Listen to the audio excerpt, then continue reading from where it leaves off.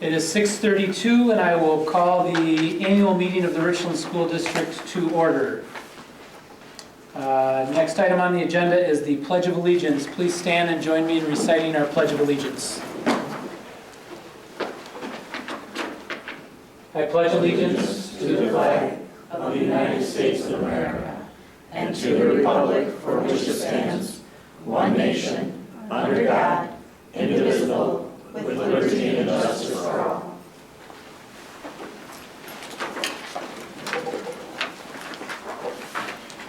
Item 1C, and shown on page 5 in the annual meeting book, lists the powers of the annual meeting under State Statutes 120.10. And one of the first things that needs to be happen here is listed on item 1D, and that is the election of a chairperson. In addition, if the school clerk, which is Robin Dickman, or the acting clerk, which is Neil Huntemer, are not present, then we must also elect a person to act as the clerk of the meeting. So the first order of business will be electing of a chairperson, and I'm looking for nominations for someone to chair this year's annual meeting. Are there any nominations to chair the meeting? Aaron Humbihan.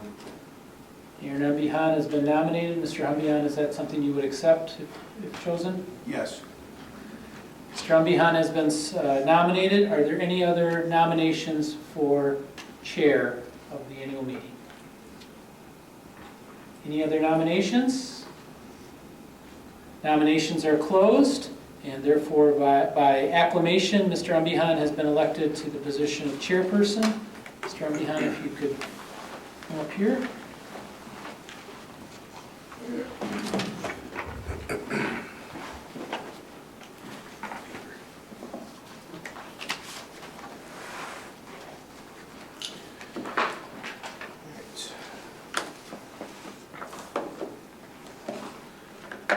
I am looking for nominations for a clerk. Are there any nominations for a clerk?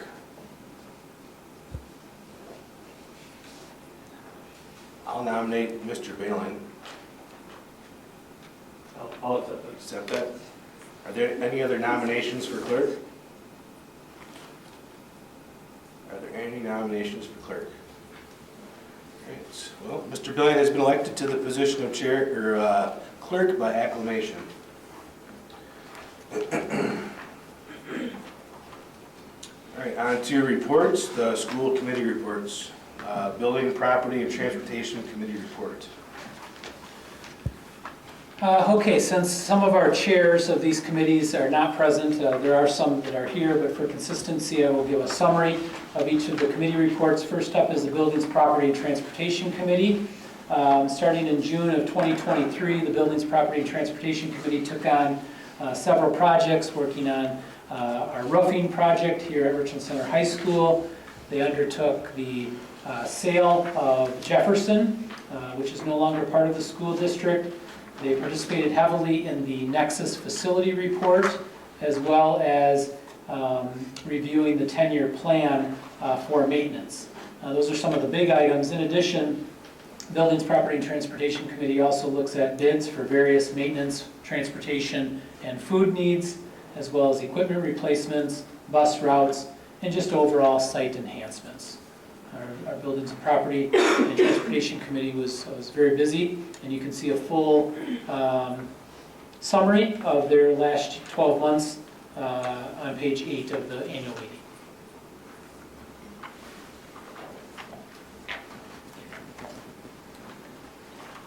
Thank you. Curriculum Assessment and Public Relations Committee report. Okay, this is found on page 9, similar format. Again, very busy. You can see many things on the Curriculum Assessment Public Relations Committee. This committee annually looks and reviews and revises the 7-year curriculum plan. They look at different course offerings that are offered to our students. They do summer school and summer school reviews, as well as this is where the starting of our goals and priorities for 23-24 and subsequent years was developed before going to the full board. In addition, the curriculum committee talked about the learning management system used throughout the district, as well as our school calendars. They also will ongoing look at student achievement data, look at student services, as well as any piloting curriculum programs that may be presented. And again, the full list is on page 9 of your board book. Thank you. Personnel negotiations and budget development committee report. So this committee explored and examined employee handbooks. They also have a view of the draft budget, as well as finalizing the budget before it goes to the board. They looked heavily this past year at the other post-employment benefits, also known as OPEB benefits. They also look at job descriptions. They hear from different employee group requests and or negotiations as needed. They consider the salary advancements and salary scales for our employee groups, as well as examining exit interview data. That information is all found on page 10 for the Personnel Negotiation and Budget Development Committee. Thank you. The policy committee report. And then finally, on page 11, Policy Committee does just that. It looks at and reviews policies. Some of the specific policies that were examined during this time frame were 3112.01, the organizational chart, as well as the policy centering around the continuity of organizational operations plan, or the COOP. They examined the early retirement for teachers throughout the course of this time frame, as well as commemoration of school facilities and the naming rights of district facilities, as well as examining overall student handbooks. And then any other general policy updates as recommended by DEOLA. Again, that full summary is on page 11. Thank you. On to agenda item 3, district goals and highlights. Richland Center district-wide highlights. So this is found on page 12 through 14 in your book. This was submitted by our building principals as well as building lead teachers.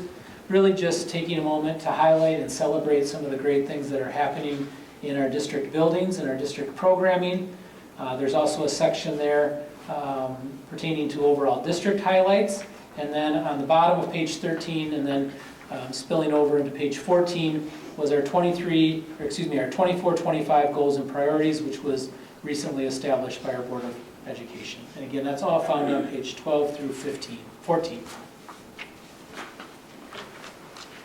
Thank you. On to prior year minutes and financials. 4A, minutes of annual meeting on October 23rd, 2023.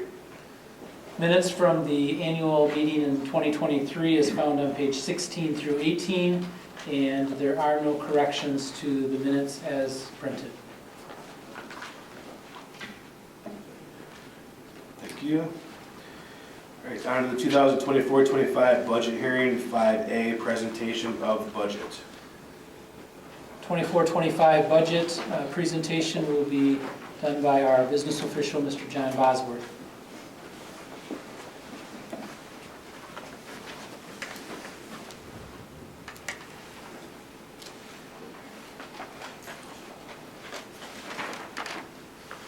Good evening. I'll be referring to the 24-25 budget presentation booklet. Hopefully you grabbed as you were coming in.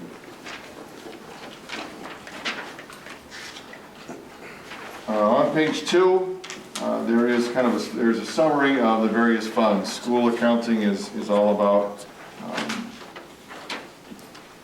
locating and tracking money inside of separate funds. So there's just kind of a quick summary of what each of the funds are. We'll talk a little bit about those as we move through.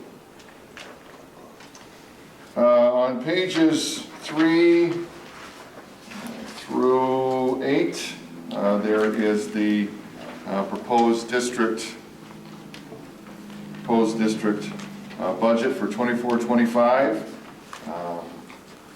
Starting up on lines 1 through 4 is just kind of an overview of fund balance. So unofficially, about $5,554,542 to begin the year.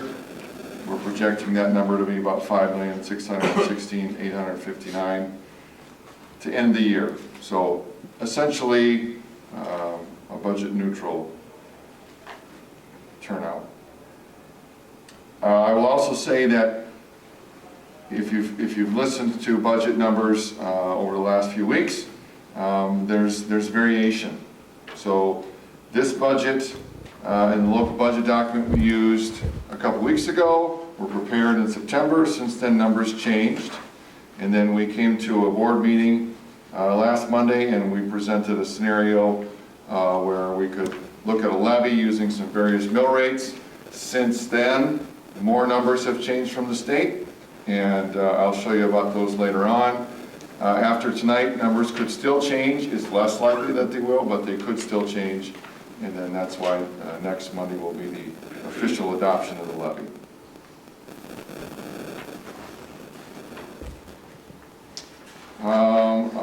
Lines 55 and 77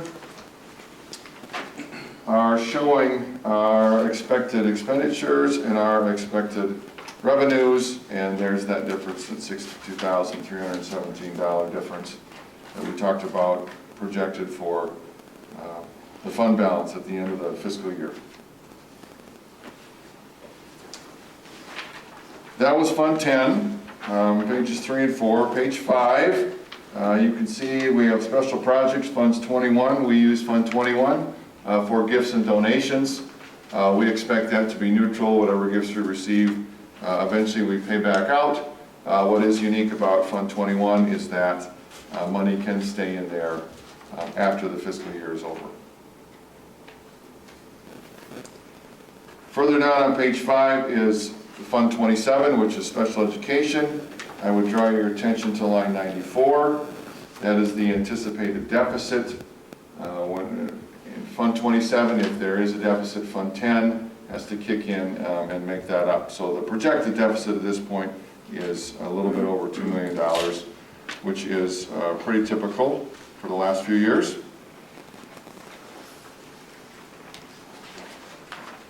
If we move to page 7, next yellow box there, debt service funds, Funds 38 and 39. This is dedicated to any debt that the district has. I'll show later a slide to look at some dollars, some actual dollar values. The main difference here, Fund 38, if it's debt inside of Fund 38, it's paid inside of our revenue. So when we calculate a revenue limit, the payments for a Fund 38 debt have to come out of there. If it's out of Fund 39, it's outside of the revenue limit. So it's additional money that's levied from the taxpayers. And we'll show a picture of that later on as well. A little bit further down there, Fund 46. We do have some money in Fund 46. We have about $25,000 in there. Currently, it's been sitting there. It needs to sit there for 5 years of no activity before the district can begin to put money in and pull money out at will. We're waiting for that 5-year window to end. We have 2 more years before we have access to use that fund. And once we use it, we would use it towards capital projects. The idea is that a school district could conceivably save money over the long run rather than going to referendum for some capital projects. That's the theory behind the fund in the 40s. At the bottom of page 7, continuing on to page 8, is food service. Food service is Fund 50. At this point, this kind of took last year's numbers and cast them forward, and we think maybe we'll end up with a fund balance less than we started with. Food service is very, very fluid at this point. Students are fickle and prices are fickle, and it's difficult to predict where you're going to end up there. But Fund 50 in food service is unique in that it can carry a fund balance from one year to the next.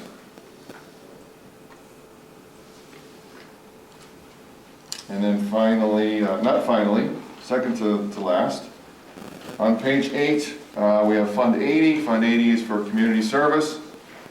We have levied a little bit of money in Fund 80 for the last few years. It has to fit something that's a joint effort between the school and the community.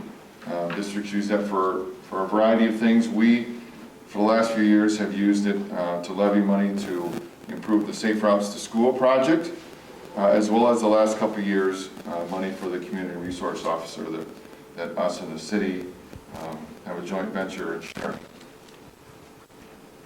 And then finally, in the 90s, we have a cooperative program. We have a cross-country co-op with the neighboring school district, and that needs to be, those funds have to be shown in Fund 90, and that should be budget neutral. If you continue in your book, you look at page 9, it's just, it's got some historical views of revenues and expenditures. That the difference there on the far right, the revenues of $22,718,000, expenses of $22,656,000. The difference there is that same $62,000 that we had referenced earlier. Just ability to look past and see how it compares. Okay, so that's a high overview of the budget for 24-25, and then a part of that budget is the tax levy. We don't levy the entire budget because we receive state aid and receive some grant money, but we do have to levy some money, and we'll talk about what that's going to look like. So if you look on page 11 of your book, there's a table that we've kind of looked at before. There's all the municipalities. There's their equalized value as a municipality for the 24-25 school year. They add up to that $1,064,000,000 number that we've looked at before, which encompasses the entire school district. And then each municipality's dollar value is shown as a percentage. So for example, Aiken, total property value, equalized value in Aiken is $46,268,705. That represents 4.35%, all the equalized value in the school district. That means that Aiken needs to pay their fair share, and they need to pay 4.35% of the total levy that the school district levies to the community. That dollar value at this point of the total levy is $10,035,314. So that means 4.35% of that, Aiken's fair share, would be $436,100.58. So that would be distributed amongst all the property owners in the Aiken Township to sum of $436,100.58. So you can see all the various municipalities that are in there and what their fair share on that projected tax levy would be.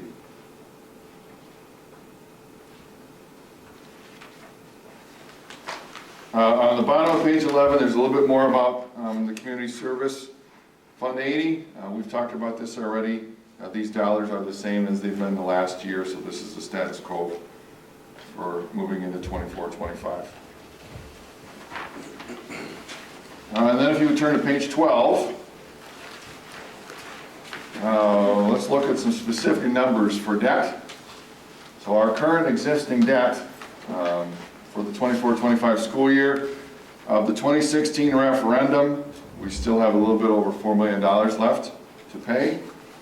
The 2020 refunding bond series, which was a refinanced liability for OPEB benefits, that is a little bit over $1 million. And then of course the 2024 referendum, which happened just last spring, that sale happened in the summer, $15 million. We've received that money. That's an existing debt now. And then you'll notice 2024 referendum 2. We split the sale of the $27 million up, and so we still have a little over $12 million in bonds to sell that will come to the school district. As of right now, that's not a debt, so I showed that as a zero. And then if you move to the right, you can see there's the principal that will pay, there's the interest that will pay. What's very unique about debt payments is that the fiscal year, school fiscal year, is June to July, July to June, however you look at it, but yet we levy for the calendar year. So these numbers are for the calendar year, just so we're all clear on that.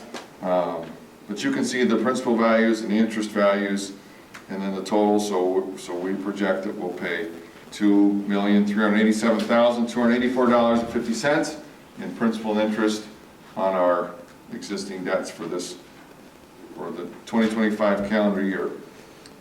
Two things to notice: there is no defeasance in there. At the last meeting, we had talked about plan number 2, potentially $100,000 in defeasance. Basically, plans 1 and 2 have just kind of been squished together now, based on some numbers that we got, which we'll talk about in just a second.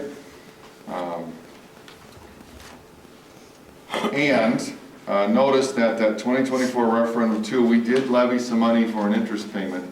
Our advisors at Baird have told us we will have some interest to pay on that, even though the money has not been received yet. We do need to budget for that, so we've done accordingly. And then on the following page are the exact same numbers, just in a graphical format. So just maybe a little perspective if any of us are visual people. It's the exact same numbers. Okay?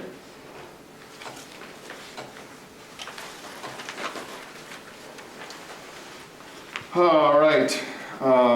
So as I said, we're projecting the total levy to be $10,035,314. That includes the debt payments that we just talked about, the $2,384,000 in debt. Includes $120,000 for Fund 80 community service.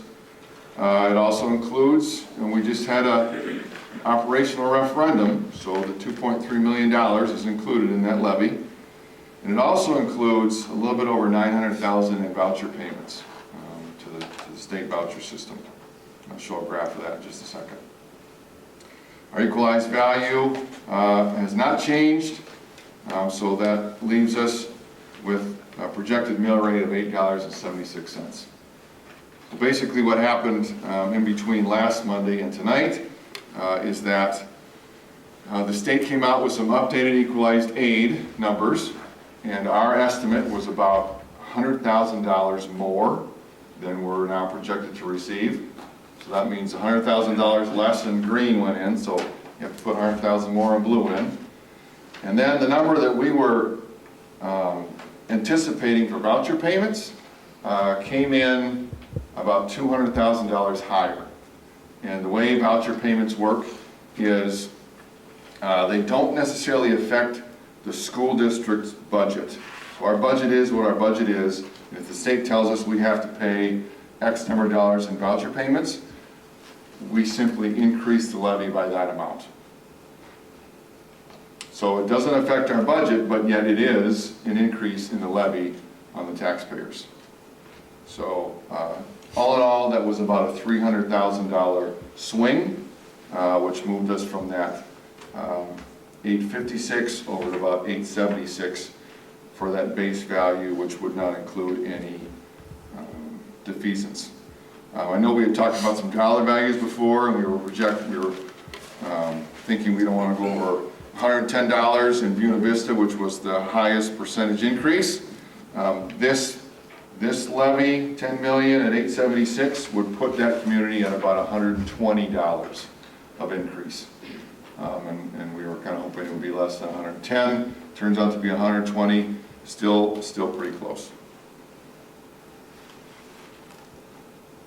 Okay, and then the last page is, second to last page is just a graph showing the historical mill rate for the district. You can see back in the 90s it was over $20. It's gradually decreased ever since. The trend line is certainly down and to the right. And then, of course, we've been at $9.12 for the last few years, but we're projected to be lower than that next year at $8.76. And then my last slide is just an overview. If you look at that the projected total levy of a little bit more than $10 million, how is that $10 million made up? Well, the biggest piece of the pie in green there is Fund 10, so a little bit, about $6,600,000 goes towards that. There is no defeasance, so that's just kind of pointing to a line, imaginary line there, I guess. Fund 80 is the same at $120,000, that's a small orange slice. Fund 39 and 38, you can see there's 22 and 2, so that's about a quarter of the levy is going towards debt. And then that private school voucher system, a little bit over 900,000, it represents about 9% of the total levy. So, that wraps it up. All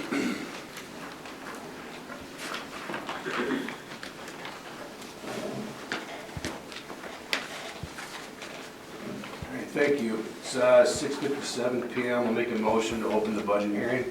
Is there a second? I'll second. Seconded by Mr. Dowden. Discussion. All those in favor say aye.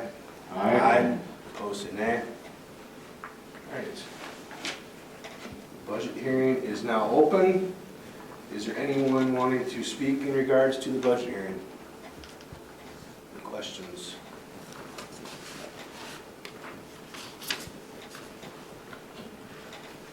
Any questions? Yeah, just knowing that getting less aid, is there consideration to increase the mill rate a little bit more so we could have the defeasance in place for the $100,000? And I understand that Buena Vista's bumped up a little bit to 120, and I know the board was trying to keep that at about 110. Was there further discussion with having it increase just a little bit more? Well, this is the first time we've gathered since that last meeting, so there wouldn't have been any official conversations regarding that, but that's certainly still an option. If you consider the last four options that were initially presented, 1 and 2 have just kind of been squished together. Option 3 and 4, of course, still exist, or anything, on that same continuum, certainly could still be a possibility, sure. Don't have any numbers to present a different scenario than the ones we've already looked at. Thank you. Any other questions? Are there any other numbers that we're waiting on from the state that would change the mill rate that we're voting on tonight? There's nothing that we're necessarily waiting on. I would say the biggest wild card would be if there are any more changes in the equalized aid. As the state continues to get more numbers from school districts, that adjusts their formula, and that can sometimes change what happens with other school districts. So it's not likely that it would change, but it's possible. I wouldn't think it would change a lot, but I can't say for sure.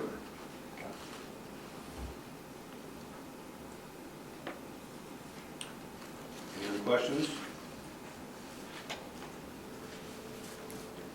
Seeing none, it's 6:59 PM. We'll make a motion to close the budget hearing. Is there a second?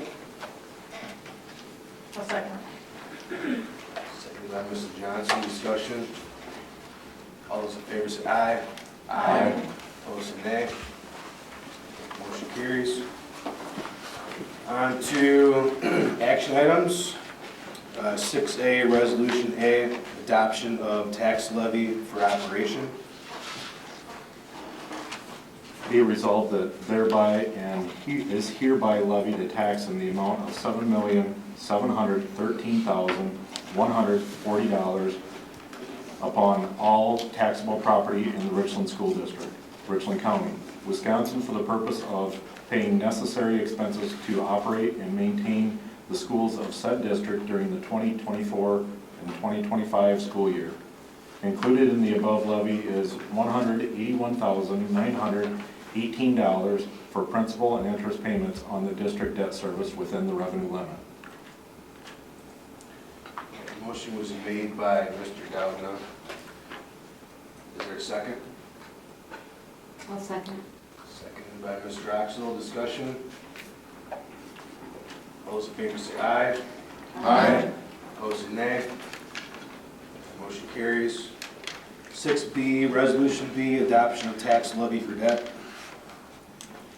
Be it resolved that thereby and is hereby levied a tax in the amount of $2,202,174 for the referenda approved debt service.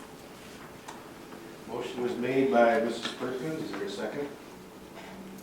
I second it. Second by Mrs. Hardy. Discussion. All those in favor say aye. Aye. Opposed, say nay. Motion carries. On to 6C, Resolution C, adoption of tax levy for community services. Be it resolved that thereby and is hereby levied a tax in the amount of $120,000 for the Community Service Fund. Motion is made by Ms. Selby. Is there a second? I'll second. Seconded by Mr. Josem. Discussion? All those in favor say aye. Opposed, say nay. And motion carries. On to 6D, Resolution D, salaries of board members. Be it resolved that members of the Richland School District Board of Education be paid salaries at the following rates for each meeting that she attends from now until the next annual meeting. $55 to chairperson or acting chairperson for each committee meeting and other meetings as the board deems necessary. $50 to all other committee members for each committee meeting and other meetings as the board deems necessary. $70 to the board president or acting president for each board meeting, regular, special, or emergency. $60 to all other board members for each board meeting, regular, special, or emergency, and other meetings as the board deems necessary.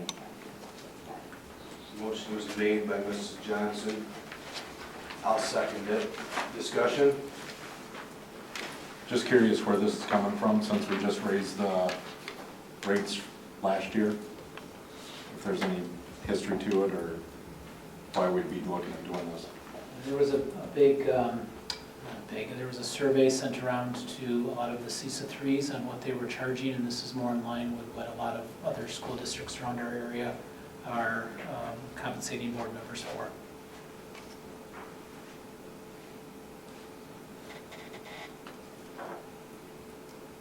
Any other discussion? All those in favor say aye. Aye. Opposed, say nay. Nay. Motion carries. 6E, Resolution E, reimbursement of board members' expenses. Be it resolved that members of the Richland School Board be paid their actual and necessary expenses when traveling outside the district in the performance of their duties as board members, and the reimbursement of a school board member for actual loss of earnings when duties require the school board member to be absent from regular employment. Who made that motion? Mrs. Stoltz. Gotcha. Is there a second? Second. Second by Mr. Bosworth. Discussion? All those in favor say aye. Opposed, say nay. Motion carries. Resolution F, authorize the sale of property belonging to and not needed by the school district. Be it resolved that the Richland School Board be authorized to sell any property belonging to and not needed by the school district. Motion made by Mr. Bailey. Is there a second? I second. Seconded by Mrs. Hardy. Discussion? All those in favor say aye. Opposed, say nay. Motion carries. On to Resolution G, authorized to secure short-term loan when necessary to meet the operating expenses of the district. Be it resolved that the Richland School Board be authorized to secure temporary loans when necessary in accordance with provisions of Section 67.12 of the Wisconsin statutes for the purpose of meeting immediate operating expenses to maintain the schools of the district. Motion made by Mr. Oxel. Is there a second? I'll second. Seconded by Mrs. Elderby. Discussion? All those in favor say aye. Opposed, say nay. Motion carries. Resolution H, scheduling of the annual meeting for next year. I make a motion to set the annual meeting for next year to be October 20th, 2025 at 6:30 p.m. Motion made by Mr. Joe Sam. I'll second it. Discussion? All those in favor say aye. Opposed, say nay. Motion carries. And other new business within the power and authority of the annual meeting. The powers of the annual meeting are shown on page 30 and 31. They're also at the beginning of the book. This would be a time for anyone to bring up any new business as it pertains to the powers of the annual meeting. Is there any new business to discuss?